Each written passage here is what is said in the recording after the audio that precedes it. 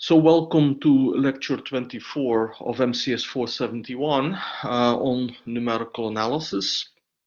So today we start a new chapter after the first midterm exam. We start the chapter on differentiation and integration. So this lecture consists of two parts. The first part being on the definition of finite difference formulas, and also on how you could do differentiation by interpolation. So the section on interpolation is mainly meant to contrast interpolation to extrapolation. So what we have is that we can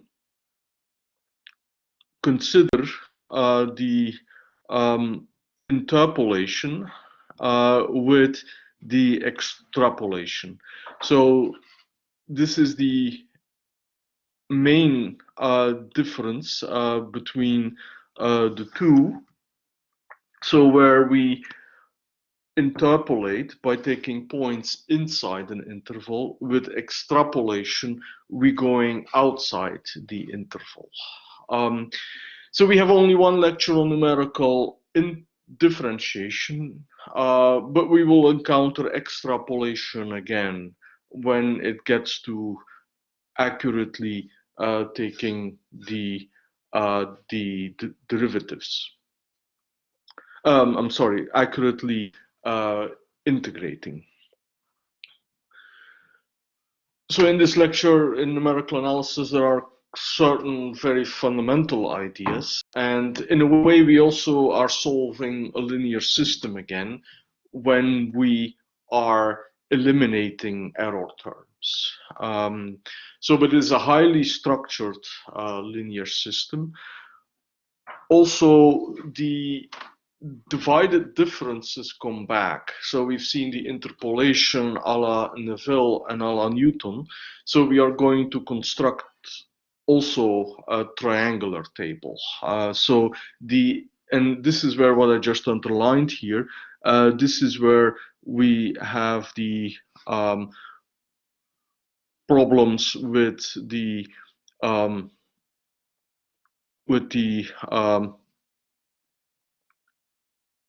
where we have the points again with the structured linear system solving. So when we get to the algorithm for Richardson extrapolation, which is actually the main point of this lecture, I hope it will become clear that things get that things are interrelated. All right, then. Taylor is almost important as Newton, so we actually start with Taylor expansions and the limit definition. So what is a derivative?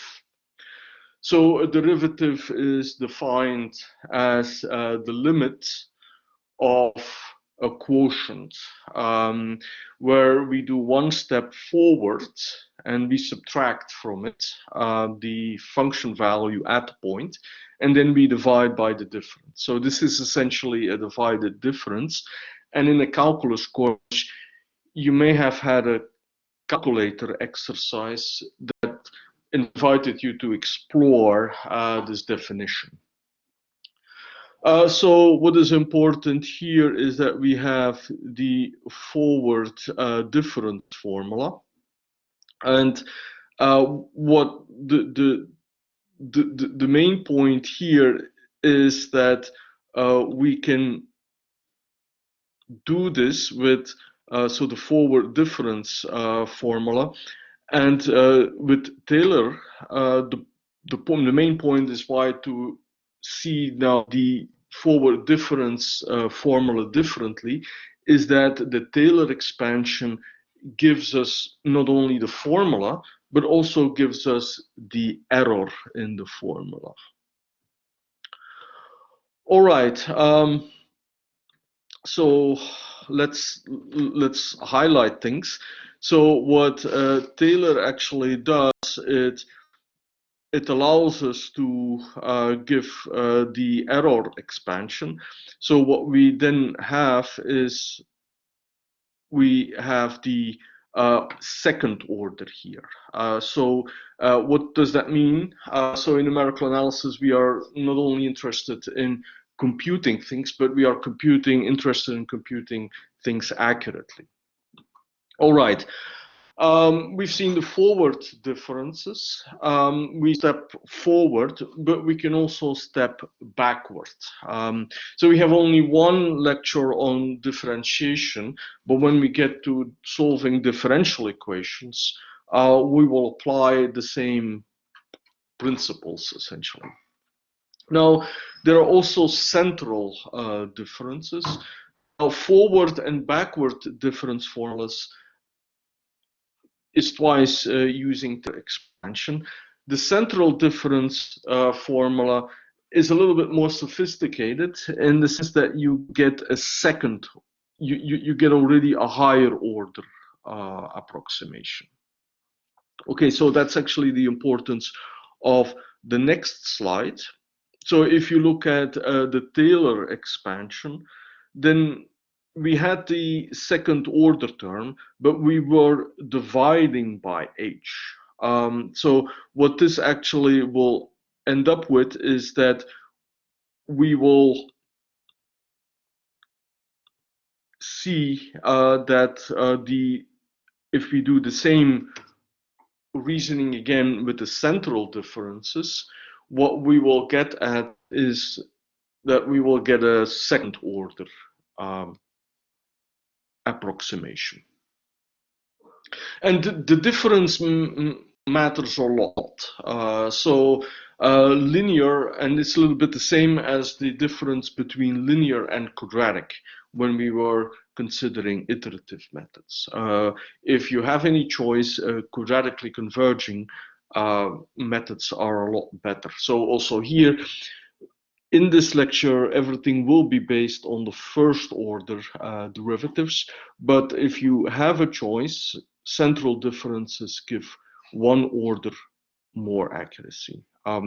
So numerically, the sentence here, if you have that the h is 10 to the power minus 2, then the first order will give you the error exactly of the same order, but the second order formula will be of a higher order. So the error will be 10 to the power minus 4.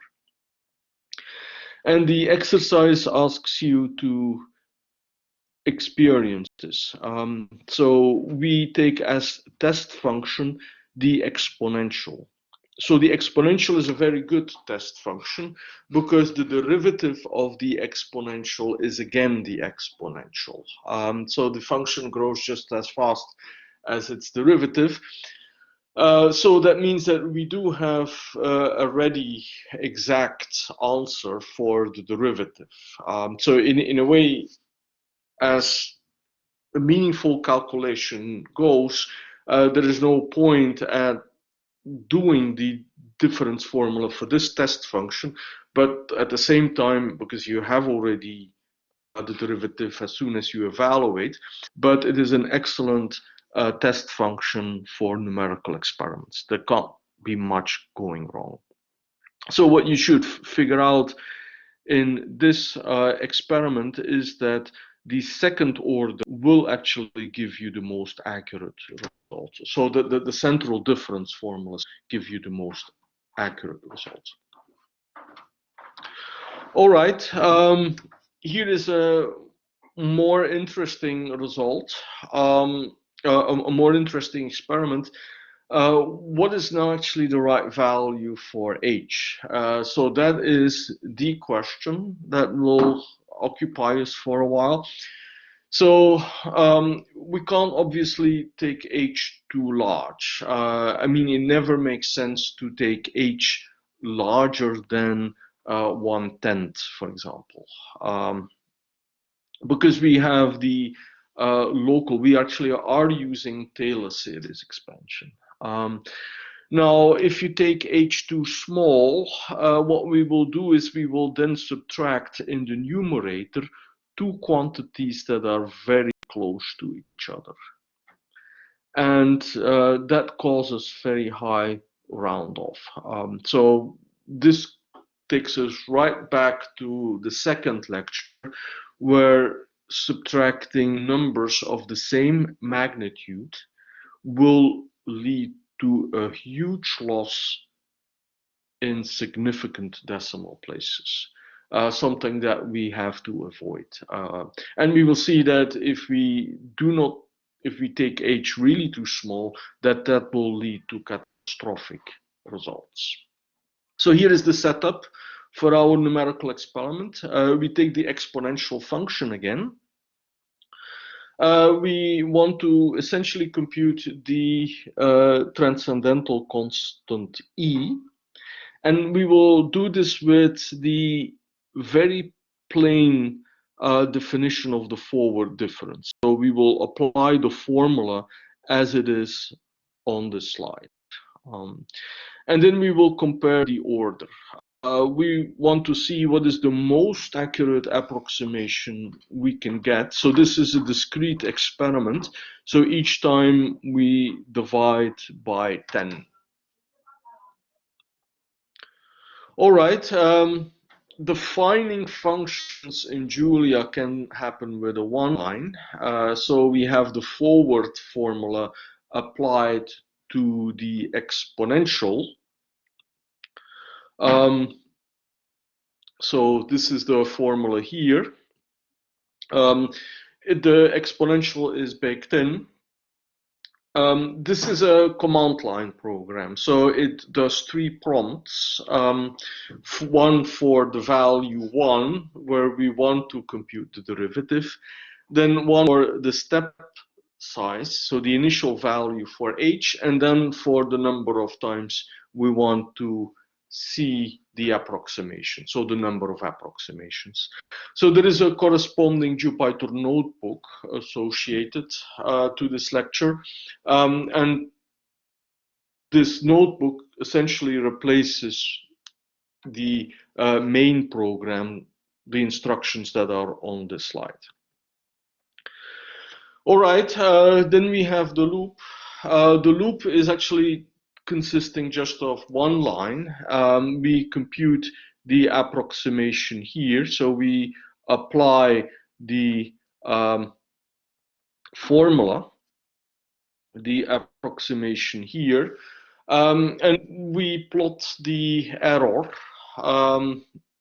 So we have the exact value, and everything gets plotted with, gets printed out in the scientific format. So we print out the approximations in scientific format and also the exact, so we actually print the approximation and then also the error with scientific notation.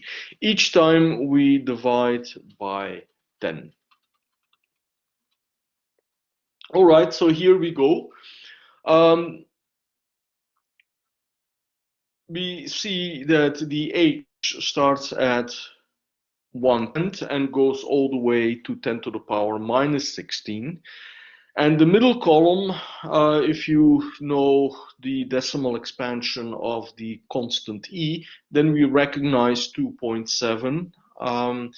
And at the bottom line, we see the catastrophic result. We obtain 0 for the approximation. Why is that? Well, at 10 to the power minus 16, we have gone below the machine precision. So the machine precision is 2 to the power minus 52, something we know from the first question from the midterm. We were reminded of that, but this is also going back to lecture 2. So the in decimal expansion, so this is 2 times, approximately 2 times 10 to the power minus 16. So what we did, we simply took a value that was below the machine precision and the numerator was 0. So we divided 0 by 10 to the power minus 16, which is exactly 0. Fine, if something goes catastrophically wrong, then close to it, it also doesn't go that well. So we see 10 to the power minus 15 was not really a great value either. And actually it turned out that to the power minus 8 turned out to be the best approximation, kind of the middle. Now then we get an error of 10 to the power minus 9, which is 8 decimal places correct. You see there the linear order. So this is actually the third important observation that we make. So the first is the catastrophe. Then we see the best with 10 to the power minus 8. But you see that up to that, everything goes actually very nice and regular. You see the error is proportional to the step size h. So the forward difference formula is indeed, as on paper, linearly of linear first order approximation. But this is of course with numerical approximations, so we work with 64-bit precision. We see that after 10 to the power minus 8, it goes wrong. So we feel uneasy about this. So the plot visualizes this. You can kind of say, well, if your practical mind is, there is kind of a sweet spot. So you have increasing rate of return, and then it starts to get worse. So you could say, well, if we can only do 10 to the power forward differences with 64-bit, well, that's the end of it. But so the 10 to the power minus 8 is kind of arbitrary. So it could be that there are functions for which the catastrophic errors appear earlier. And also, we actually want 16 decimal places. That's actually the main goal of numerical analysis. So we compute with hardware double precision arithmetic, and we also want to have double precision arithmetic. And we will see that that is possible. Here is a first improvement. The first improvement should be that if you, so the first lines here summarize the important observation of the plot.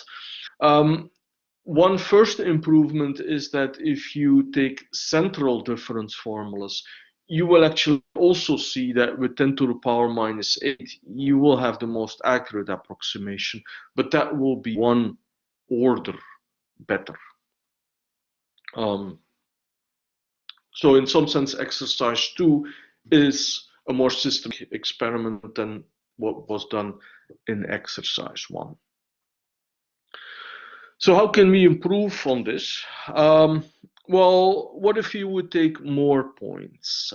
So the forward differences are only using 2 function evaluations. What if we would start to use interpolation? So we already know interpolation. What if we would apply this idea of interpolating to compute derivatives? So taking derivatives of polynomials goes very fast.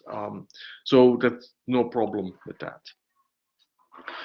Well, let's try to do this. For one thing, we also need to consider the condition of any numerical problem.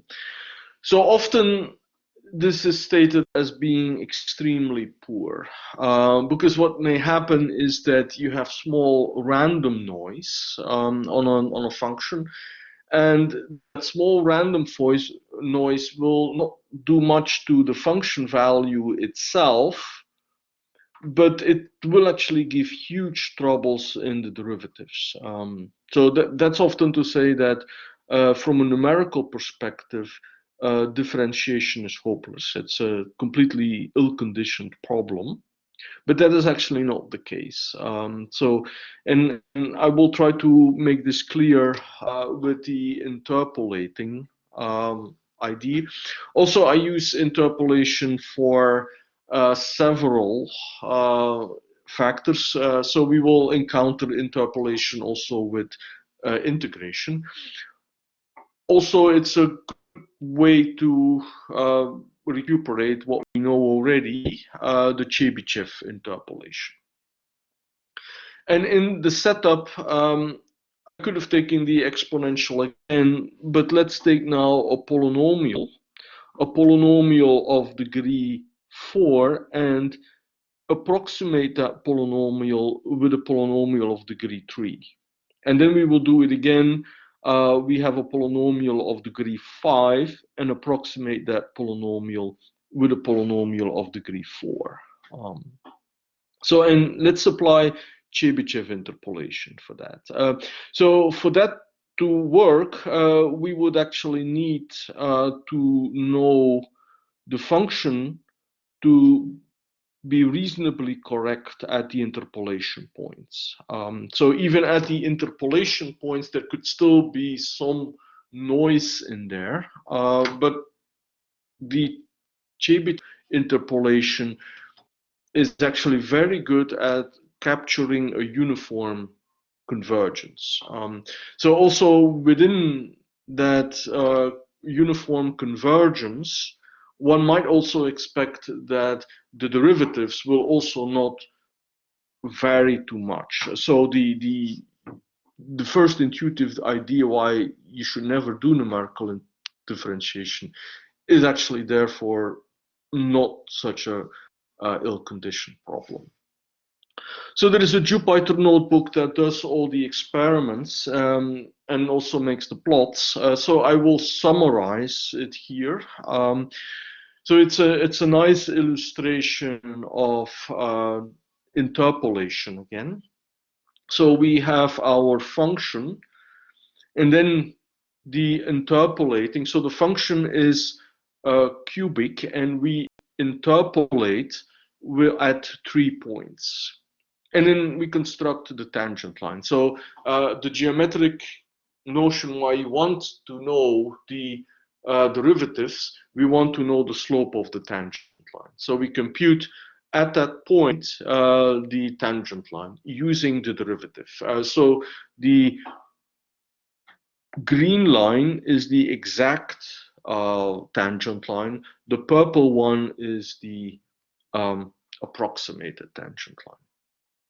And of course, on this picture, and the values will also show it, that the tangent actually at the interval, so we are at the interval 0, 2, at 0 and at 2 at the endpoints, the tangent, the value at the tangent is actually not such good approximation, but close to 1, the green and the purple actually coincide, very much as the blue and the red coincide. So the Chebyshev interpolation on approximating a lower degree polynomial by a higher degree, or a higher degree by a lower degree, is actually not that bad.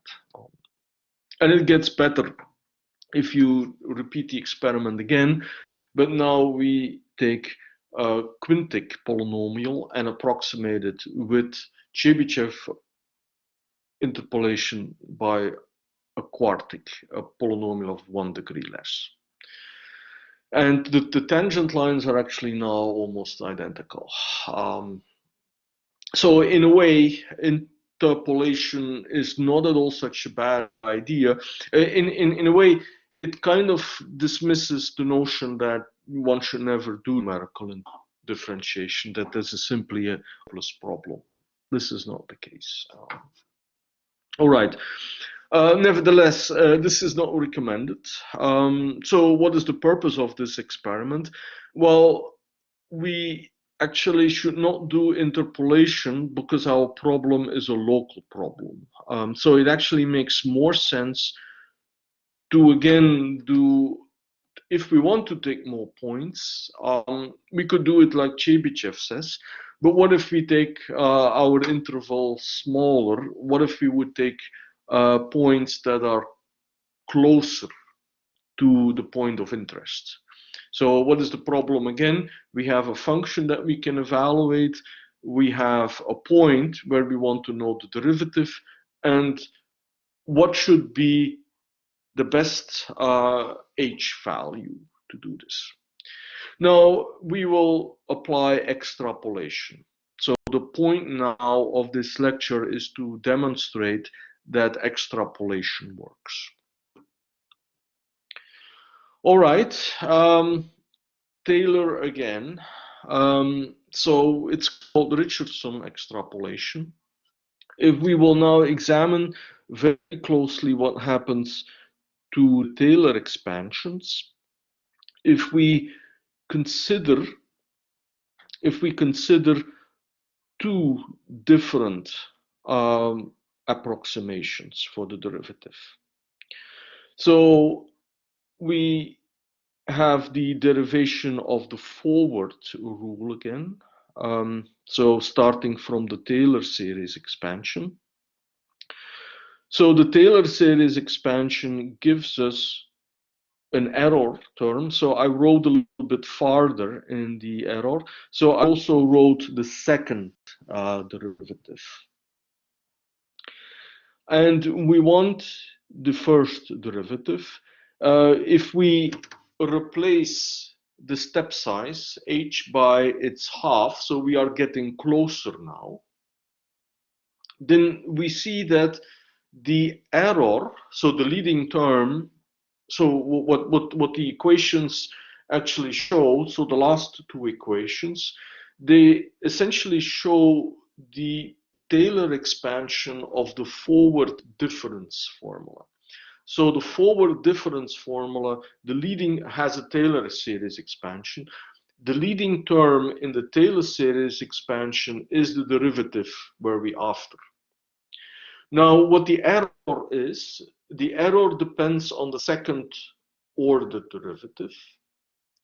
And what is kind of interesting is that the error, if I back, that if you divide the step size by 2, then actually that error gets also cut in 2. What is very important is that we can eliminate that error term. So we can see this. So we can see this as a linear system. So what is at the left is what we call the right-hand side. So at the left are the values that we can compute. At the right, we have our coefficients. And what we actually not know are the first derivative and the second derivative. But we can eliminate the second derivative. So by multiplying the first, the approximation for h, multiply this, or I'm sorry, divide this by 2 and subtract this. So we can do some row reduction. And that is done on this slide here, a little bit more formalized. So what we want is that we want to make a row, a linear combination of these two equations so that we can eliminate the second term. So the term that contains the second derivative. The second derivative multiplied by h and multiplied by h over 2. So that's why we multiply the more accurate approximation for the derivative and subtract from it the lesser accurate approximation. And it turns out that by doing this weighted combination, we are getting a higher order approximation. So mind you, so I should probably have also indicated this, that the cost is actually the function evaluation. So the function evaluation could mean that you need to run another complicated program that need to run some simulation. So here the row reduction is only one subtraction, a multiplication, and then also, and that's then essentially it. So we multiply by 2 and we subtract the previous approximation. And the point is that we were still using forward differences to begin with. We had a first order, and now actually we have a second order. So that's essentially why everything is explained in this lecture with forward differences. So if you work with forward differences, by a simple elimination, you get a second order derivative, a second order approximation. And the point is that you can now repeat this process and get as high an order as you really need. So it turns out that a safe value for h to start is always 0.1 or 0.01. So the numerator can still be computed quite accurately. Unless you have functions that are extremely flat. And there are also limitations as well. But remember our problem, what is the best value for h? We are about to solve that problem now. All right, how do we get a higher order approximation for the derivative? Well, we consider more terms in the Taylor series. So the algorithm will be developed on an example of fifth order approximation. So we work out the Taylor series expansion up to the fifth order. So the fifth order is then approximated with this big O notation. And we formalize the first derivative with the forward difference. So the capital D is our operator, the operator that we apply on the function f, and we have this notation now. So at the left is actually now our right-hand side of a linear system, and what is at the left is the Taylor series expansion. Note that we have divided everything by h.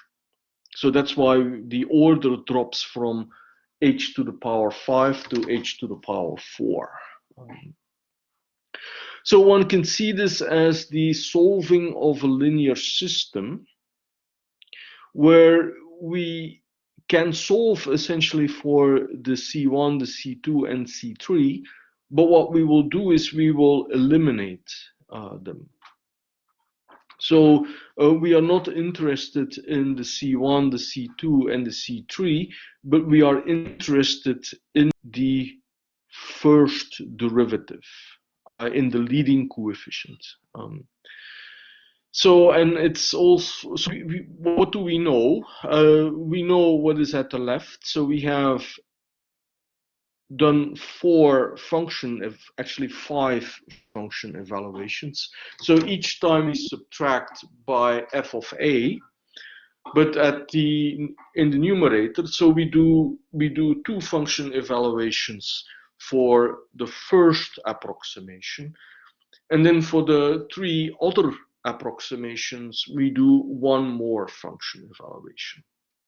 So we have in total 5 function evaluations.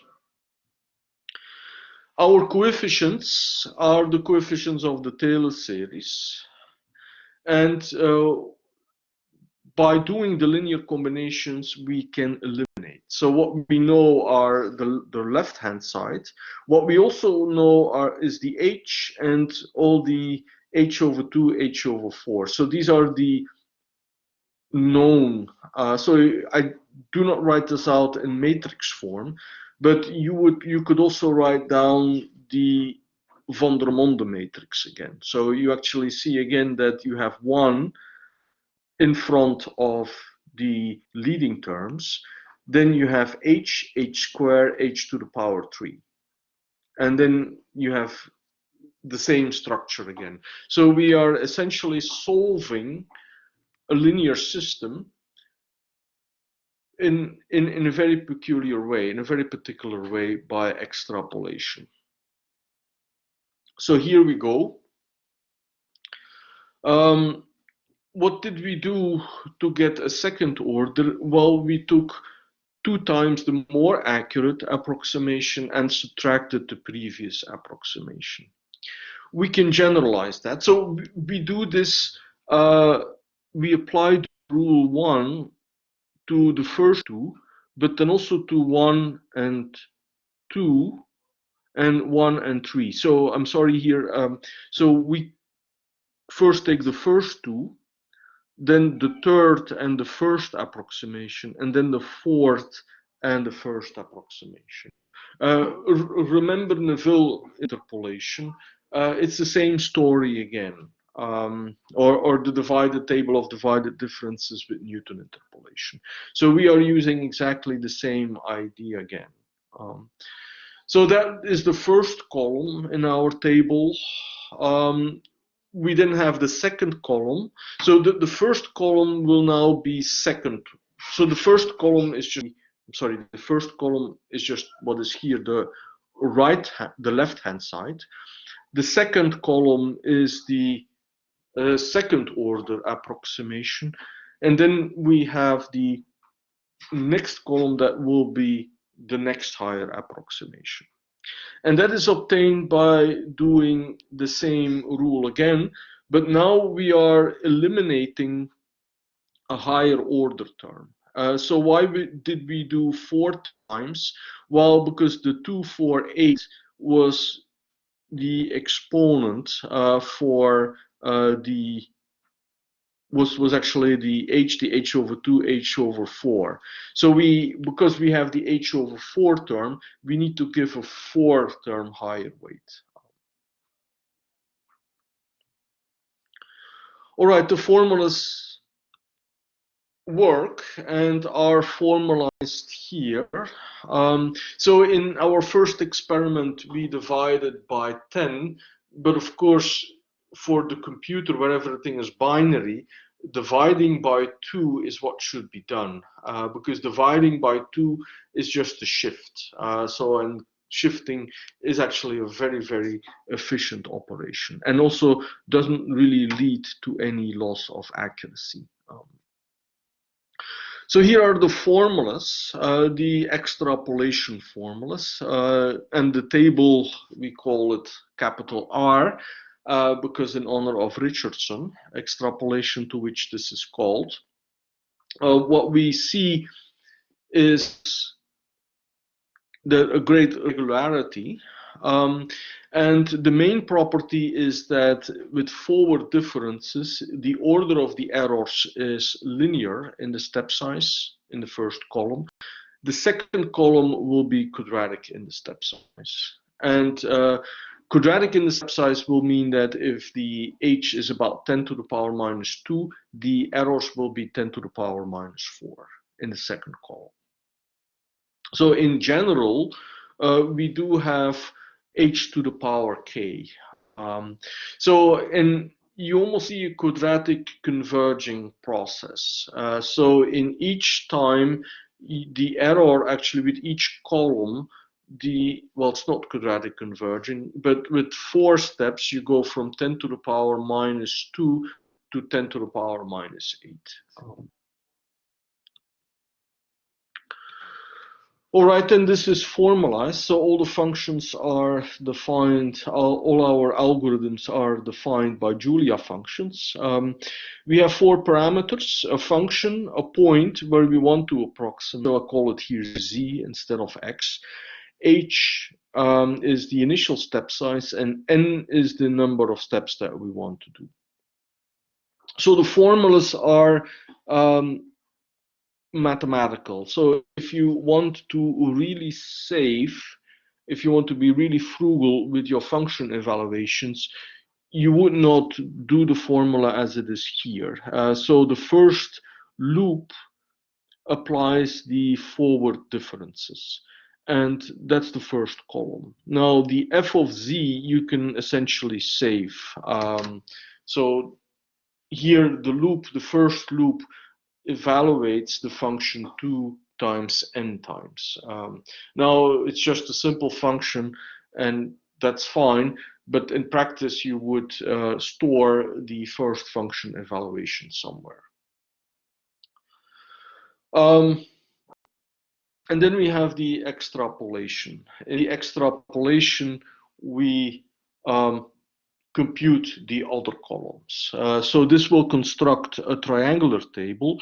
So the J, the outer loop, runs over the columns. The I runs over the rows.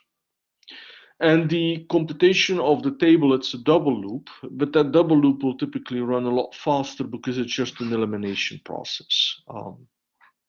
Whereas the complexity of this process is essentially in the first loop, the evaluation of the functions. All right, we are almost there. So here is the summary of the experiment. So there is a Julia program posted that's called Richardson. It's again running on the exponential function. We are approximating the transcendental constant E with 5 function evaluations, starting with very far, so h is 1/10, and I probably should have taken 1/2 in binary, but each time we cut by 2. So we end up with, so yes, I know now why 1/10 is kind of nice. So in the first column, you see that we have 2 decimal places correct, the 2 and the 7, 2.7. That's what we kind of remember what the numerical expansion is, the decimal expansion of the constant E. And you also see that the error is 10 to the power minus 2. The 10 to the power minus 2 roughly corresponds to 1/8. And it's very regular. So in the second column, just by doing the elimination, so 2 times the more accurate minus the previous value, we get 10 to the power minus 4. So that's a huge improvement. We all of a sudden get 4 decimal places. Then we get 6, and then in the last column, last row, we see that the error is of 8 decimal places. So we have a 4th order approximation. Very regular.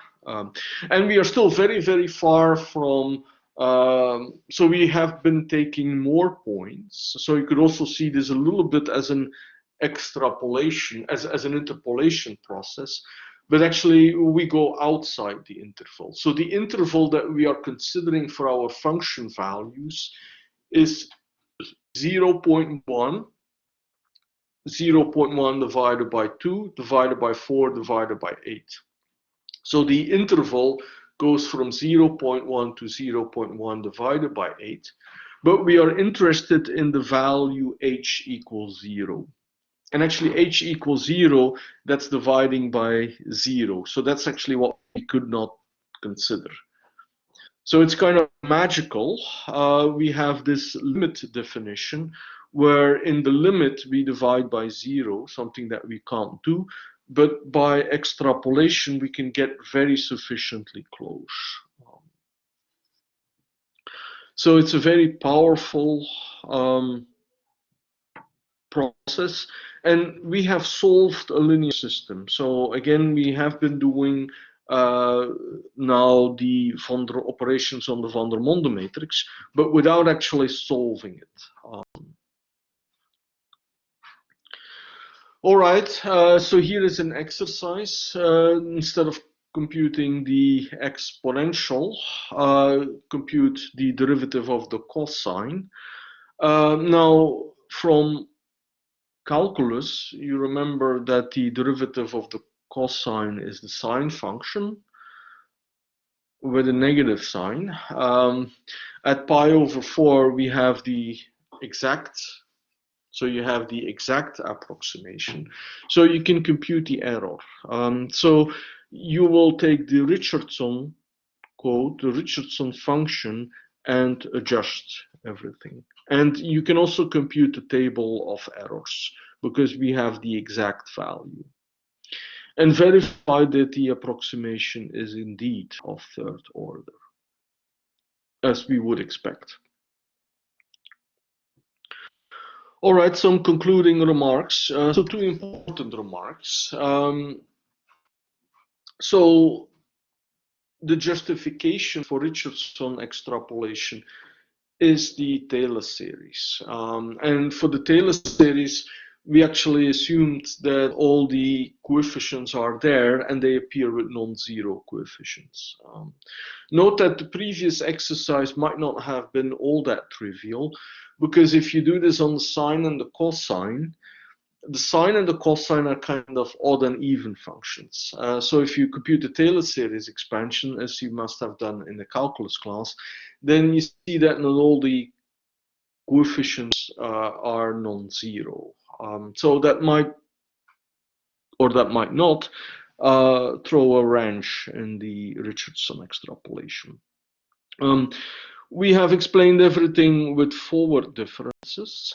So in practice, it might be that you don't have that exact latitude of regularity. So the Richardson extrapolation also assumes that you can take function evaluations wherever you want. That in practice is often not the case, especially not if your data comes from actual data samples, observed data. You may not have that regularity that you can each time approximate by cutting the step size in half.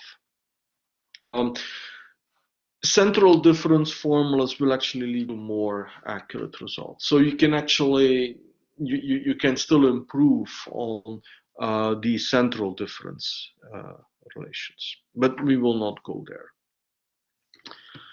So we'll stop the recording here. So next time we will go into numerical integration.